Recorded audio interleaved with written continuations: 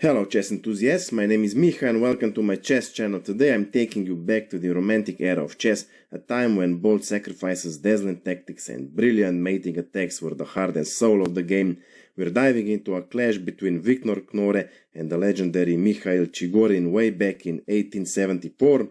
So Viktor Knorre had white pieces and he started with e4, e5, knight to f3, knight to c6, bishop to c4 and bishop to c5, so we have Italian game, normal developing moves followed, white castles king side, knight goes to f6, d3, d6, bishop to g5, pinning the knight, and black plays h6, attacking the bishop.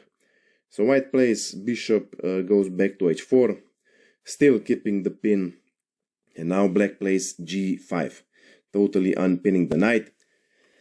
You might think that white can sacrifice the knight with knight to g5, a pawn recaptures and bishop recaptures, still keeping the pin, and then with queen to f3 double attack, gaining the knight back. Well, not exactly. After rook to g8, white bishop is forced to remove to h4, and then bishop to h3 ends the game for white.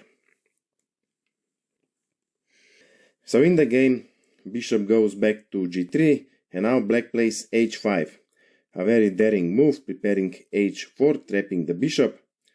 So the easiest way for white to counter this threat would be by playing h4, blocking h-pawn with an equal game. But here, white embarks on a bold and risky path. Knight captures pawn on g5, threatening knight to f7, forking both queen and the rook. And black accepts the challenge, so h4 was played, attacking the bishop. Knight captures pawn on f7, both queen and the rook are under attack. Well, even removing the queen would be a solid option for black. After, let's say, queen to e7, knight captures a rook on h8, h-pawn captures on g3. White can try to run with the knight on g6, but then queen to h7, threatening mate and capturing the knight. So here white gains another piece.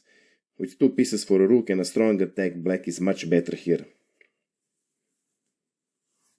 But in the game, black responds with a tactical bombshell.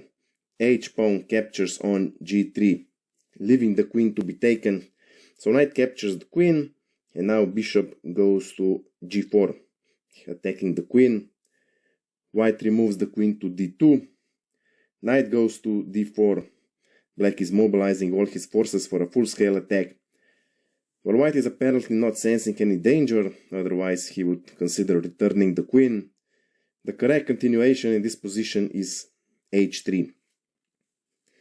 After h3, white casts protected pawn on h-file, keeping his king safe. So black would normally continue with knight to e2 check, and here white would return his queen back. Because if king would go to h1, then simply rook captures on h3, g-pawn recaptures on h3, and bishop to f3 is checkmate. Okay, so here white would capture knight on e2, bishop would recapture, rook is under attack, but white cannot run with the rook. If, for example, rook to c1, then bishop would capture on f2 check, king to h1, rook captures on h3, g-pawn recaptures on h3, and bishop to f3 is checkmate. So instead, in this position, knight to e6 would save white, threatening also knight to c7, forking king and the rook. So after, let's say, bishop to b6, protecting c7 pawn, then maybe knight to c3, bishop captures on f1, king recaptures on f1. Black has a rook, but white has a knight and two pawns, so the position would be more or less equal. In the game, white does not find this h3 pawn move. Instead, white plays knight to c3, a fatal blunder. White is indeed preventing this knight to e2 jump, but black strikes with knight to f3 check. And king cannot go to h1 because rook captures on h2 is checkmate then. So white captures knight on f3, bishop recaptures on f3. Black is mating in the next move with g-pawn captures on h2. And if, for example, white removes the h-pawn, let's say to h4, for example, then simply rook captures on h4. Mate on h1 is coming. f2 pawn is pinned by the bishop. And realizing this, in this position, Victor Knorre resigned the game. So I hope you like this game, I hope you have learned something from it. If you have any questions, my email is below in the description. Of course, I invite you to visit my Instagram page. That's it for now, and see you soon.